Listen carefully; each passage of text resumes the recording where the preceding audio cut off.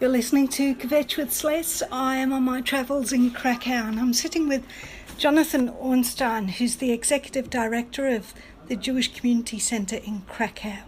He's an American living in Krakow and he's a self-confessed media whore. Welcome, Jonathan. Thank you, Sless. I'm honored to be here. Welcome to beautiful Krakow. Thank you. Tell us what you do here at the Jewish Community Centre in Krakow. I'm trying to figure that out myself. We are trying to rebuild Jewish life in a city that's gone through a lot of trauma. So we are a bright, open, optimistic, colorful, pluralistic institution with our doors wide open. We're welcoming people of all ages, of all backgrounds, and our focus is on the Jewish community. We're trying to reach out to those young people who were cut off from the Jewish world. Generally, their parents and grandparents went underground in communism, during communism, after surviving the Holocaust, and now they're finding out in all these different ways that they're Jewish, and we're trying to reach out to them and say, hey, there's a world out there, the Jewish world, you're a part of it if you choose to be, and come and check out what's inside. Fantastic. It's a beautiful organisation. It has a very welcoming feel to it. Thank you very much, despite the director. Despite the director. And I have to say it because, Philip Adams said it too. This place was funded by Bonnie Prince Charles. That's right. Philip Adams said, and I'm paraphrasing here, I think he was going to question his entire belief system as an anti-royalist there, based on what I told him. Yeah. It shook him to the core. It shook me to the... Well, it didn't shake me to the core, it shook me. So I'm here as a presenter as part of the Jewish Cultural Festival in Krakow. Tell us a bit about that festival. The Jewish Culture Festival in Krakow is the largest Jewish culture festival in the world outside of Israel. It was founded about 28 years ago by two non-Jews, one of whom is still running it. And it's this amazing festival with a couple hundred events going on during a little more than a week.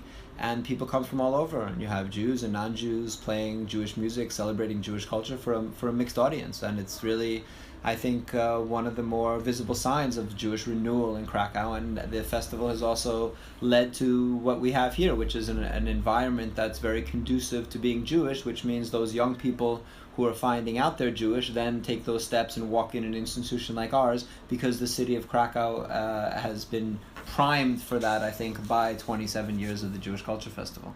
Fantastic. Thank you. And finally, the weather is very warm here, and yet very few places have air conditioning. Do you see that changing anytime soon?